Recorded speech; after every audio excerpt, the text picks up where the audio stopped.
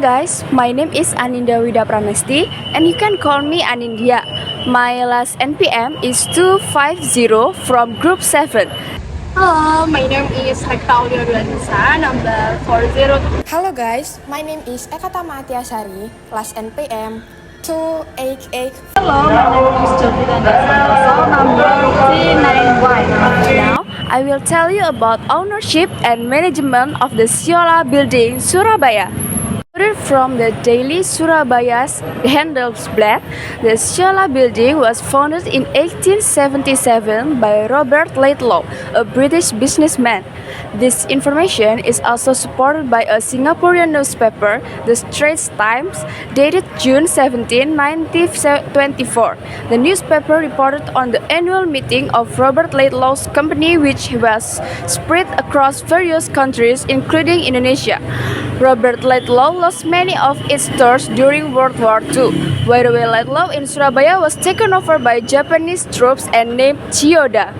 Till Indonesia's independence, Wairui Laidlaw or Chiyoda stood idle. Then, in the 1950s, by the Indonesian government, the building became the property of the Surabaya city government. In the same decade, there were 5 entrepreneurs who were interested in the Wairui Laidlaw or Chiyoda building, namely Sumitra, Ingwibisono, Ong, Lim, and Ang, who eventually created the name Siola. And at present, the Siola building is managed by the Surabaya city government.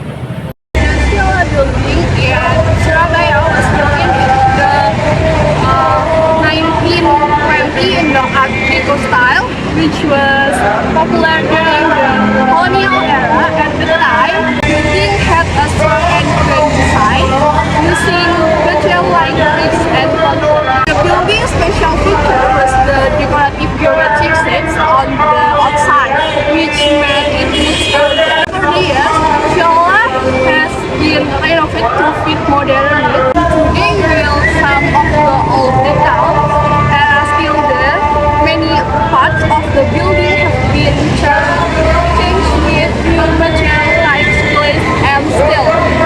The entrance is now bigger and more open, making it more inviting for visitors. The building also has modern facilities like elevator and escalator to make it easier for people to move around. There have been many changes.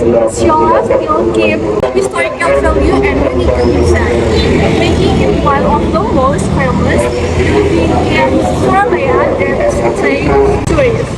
I will take to the video of function of Siola then and now. In the past, during colonial era, the building was originally used a department store called Wairui Laidlaw, selling imported goods.